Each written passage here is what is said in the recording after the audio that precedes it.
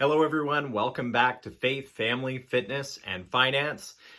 Please, before we get started on the video today, hit that thumbs up button. I would really appreciate it. I really want to start to grow this audience, and that feeds the algorithm.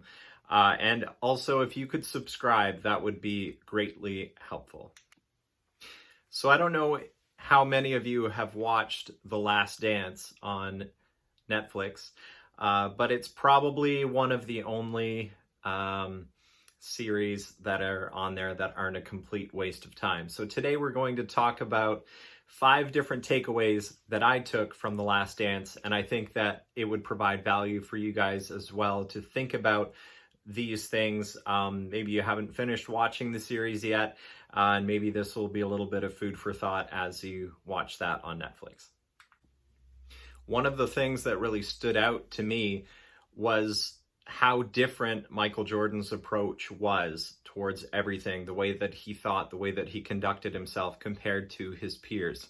So we're going to touch on a few different things that it made me think of that can be lessons that we can apply to our lives as well. So if you just give me a second, we will meet up at the whiteboard and we'll go through the 5 points that I took away. So the first thing that really stood out to me was Michael Jordan's winning attitude. Even in an arena of extremely successful, motivated, driven people, Michael Jordan's attitude was above and beyond those people. He really approached things differently in that when other people had just given up, decided, okay, there's no way we can win this game, he would step up and he would lead the team forward.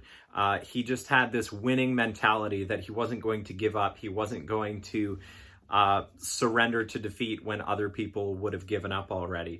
And when we think back to his early story, really it's clear that he decided that he was going to put in the effort and the work before anyone really recognized that he had talent. So his high school coaches and people like that, he didn't really stand out at first, but as he put in the effort, he put in the work, he maintained a positive attitude, that is when they started to recognize those things in him. So if we start to say, okay, well, he had a bunch of talent, he was way above and beyond any of his peers, I ask you this: those people didn't recognize his talent until he put in the work. So before you just throw up your hands and say, oh, I'm not talented, I'm not gifted, I don't have the knowledge that someone else has or the ability someone else has, well, have you put in the work yet? And then would some of those things reveal themselves if you did put in the work? That's my first point. The second thing is that Michael Jordan led from the front. John Maxwell talks about the law of the lid and how that people that you are leading will not surpass your level of commitment, your level of attitude, those things. So Michael Jordan would not expect people to train harder than him, to do more than he was willing to do himself. So he really inspired those around him to level up by his level of work ethic and attitude. And that is what helped the whole organization to really step up. You look at Scottie Pippen, you look at all the other guys on the team that really started to shine because of his leadership, him stepping into a significant role as the big goal scorer. And then those people found their place where Pippen was a really good second man. There's really good defensemen. All those people found their role, their way to contribute to a winning team because he was confident in who he was going to be as the leader of that team.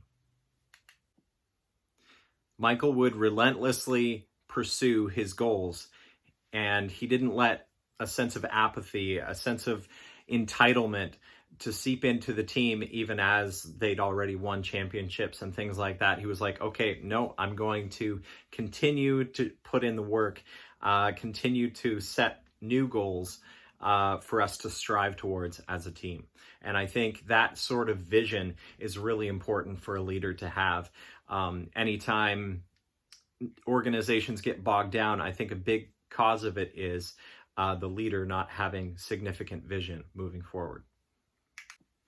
Number 3 is that Michael turned everything into motivation. He would take negative circumstances. He would take people trash talking him, people underestimating him. All of these things, he would kind of internalize those things and turn it into fuel for him to be motivated to go to the next level, for him to step out and prove people wrong. I think that is such an inspiring attribute when so many people would play the victim, would allow all those things to weigh them down. He turned those things on their head and was able to use those things as motivation for him to go out and pursue his goals. I mean, even when you see some of the most difficult circumstances in Michael's life, like the loss of his father, I mean, that was his motivation for quitting the game for a while and pursuing another dream of his, because he had this nobility about him where he, I don't know, had deep wells of motivation. Like, he had such a strong relationship with his father and really was motivated by that. But and then you see how other father figures began to influence his life as well. And I think that's a really healthy thing to happen when we lose someone significant in our lives. But that's really taking me away from that main point that I was trying to get to, that Michael turned negative things on their head, turned them into motivation. Where a lot of people would see a dead end, he saw a runway. He was that confident in his ability to step up and prove other people wrong. And I think we can take a lot of inspiration from that. Number 4, Michael loved the game and the challenge. He was always trying to be better, trying to do his best, even when he ran into walls that were limiting him. So early in his career, when he broke his foot, and then they were limiting his gameplay, he was always pushing to try to get more minutes on the floor. He was always trying to be better. When he suffered food poisoning and had to play through that, in spite of being sick in bed in his room, he still dragged himself to that game. He still played a lot of minutes in that game and really led from the front. And I think that that level of commitment, that level of passion for what you're doing is so inspiring for those people that are around you, especially if they're looking to you for leadership. If you're willing to step up, if you're willing to push past discomfort and even sickness and all of these things that people can tell when you're having a hard time, and they see you pushing past those things, that is what makes a really inspiring leader. It inspires the team.